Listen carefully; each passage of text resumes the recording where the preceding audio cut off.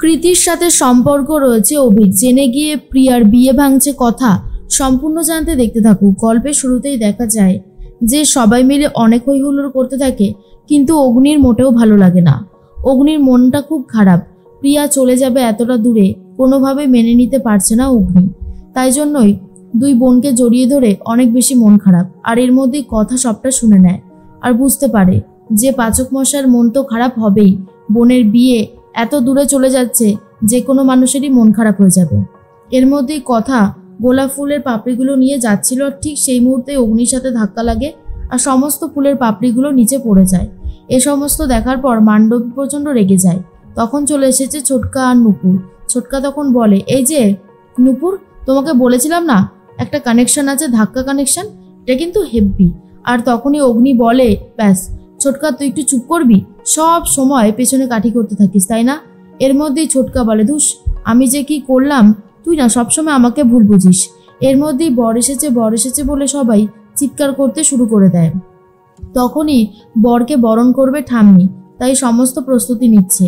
এরপরেই কথাকে জিজ্ঞেস করে আর বলে, বলছি কথা মা, আশীর্বাদের সমস্ত জিনিসপত্রগুলো তো তোমার কাছে রয়েছে, যা ওগুলো নিয়ে এসো।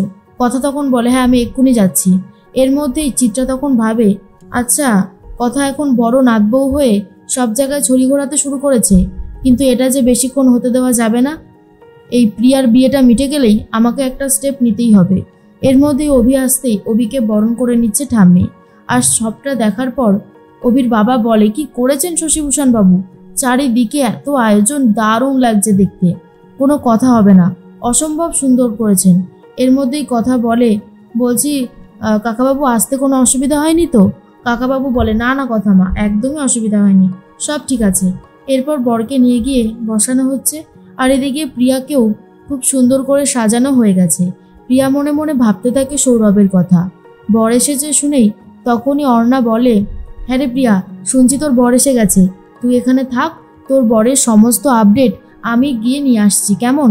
এই বলেই ম্যান্ডি আর অর্ণা দুজন মিলেই চলে যায়। ঘরটা পুরোই ফাঁকা। এই সুযোগেই ফোন করতে থাকে প্রিয়া সৌরভকে, কিন্তু দুবার ফোন করার পরেও সৌরভ আর ফোন ধরে না। আর এটা বোঝার পরেই প্রিয়া ভাবে, কি ব্যাপার, সৌরভ ফোন ধরছে না কেন? এদিকে সৌরভ তো দেখতে পাচ্ছে ফোন বাজছে, বলতে থাকে, এই মেয়েটা কিছুতেই আমার ঘাট থেকে নামছে না, অসহ্যতর। ভেবেছিলাম গুহবাড়ির মেয়ে, অনেক টাকা হাতে আসবে, সেসব তো কিছু হলোই না, উল্টে সমস্ত কিছু ঝঞ্ঝাট আমার ঘাড়ে এসে পড়লো। একে আমি বিয়ে করব না। আর প্রিয়া, তুমিও আমাকে ভুলে যাও, আমি তোমার সাথে কোনোভাবেই থাকতে পারবো না। এই বলেই ফোনটাকেও সুইচ অফ করে দেয়।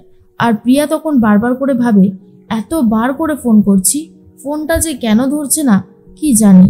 অন্যদিকে চিত্রা কথা বলতে থাকে সবার সাথে, আর দেখে কথার কাছেই বিয়ের ম্যাক্সিমাম জিনিসপত্র রয়েছে। কথাকে এই বিয়েতে বেশি দায়িত্ব দিয়েছে ঠাম্মি, যেটা চিত্রা একদমই মেনে নিতে পারে না। আর বলে, আজকাল কথার ডিমান্ড বেশি হয়ে যাচ্ছে এই বাড়িতে, এটা হতে থাকলে আমার ডিমান্ড সবাই ভুলে যাবে। না না না না, আমি কিছুতেই এটাকে মেনে নিতে পারবো না। এর মধ্যেই কথা জিনিসপত্রগুলো নিতে আসতেই পড়ে যাচ্ছিল।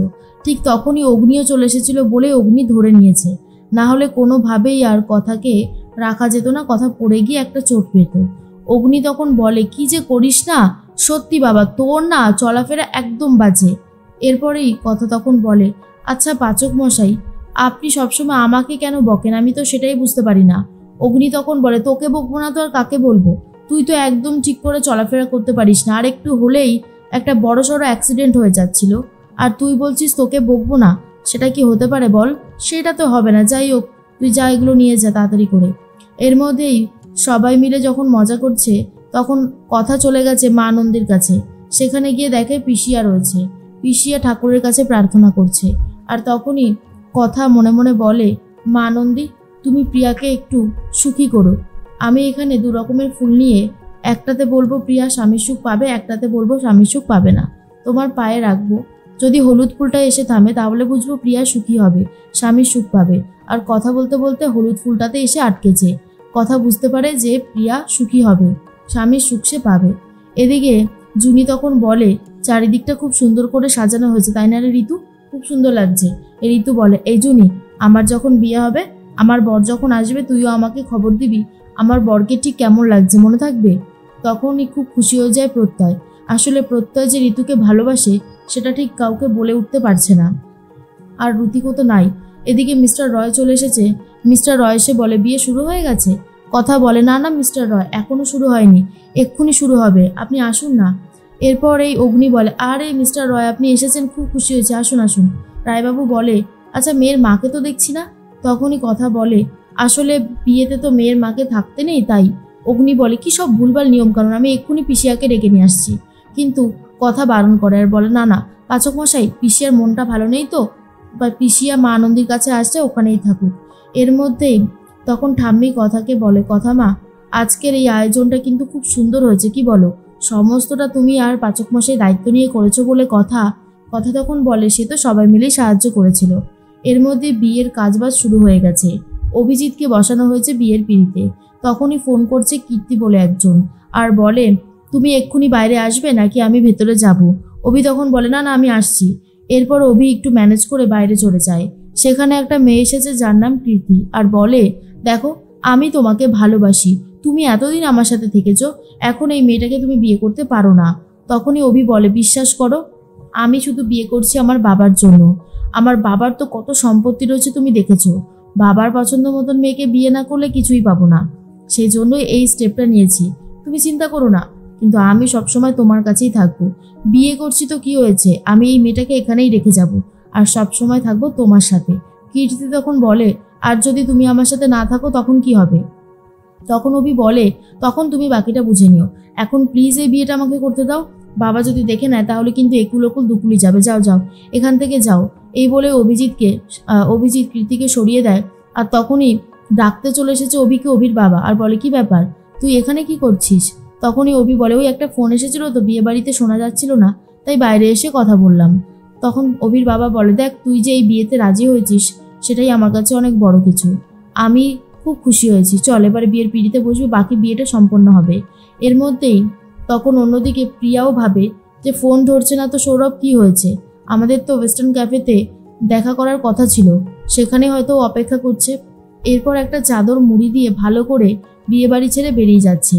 আর অন্যদিকে কোণে নিয়ে যাওয়ার সময় হয়ে গেছে বলে সবাই মিলে এসে ঘরে দরজা ধাক্কা দিতে থাকে, কিন্তু কোনো লাভ হচ্ছে না, কিছুতেই দরজা খুলছে না প্রিয়া। আর এটা দেখার পরে সবাই মিলে ঠিক করে দরজাটা ভাঙবে। দরজা তো ভেঙে ফেলে, কিন্তু ভেতরে ঢুকেও প্রিয়াকে দেখতে পায় না। আর দেখে কথা যে জানলার শিকটা খোলা, আর বুঝতে পারে এখান থেকেই হয়তো পালিয়ে গেছে প্রিয়া। যেটা দেখার পর অর্ণা পুরো চমকে যায়, বলে, এটা তো আমিই দেখিয়েছিলাম প্রিয়া কি রাস্তাটা, প্রিয়া বিয়ের দিন পালাতে গেল কেন?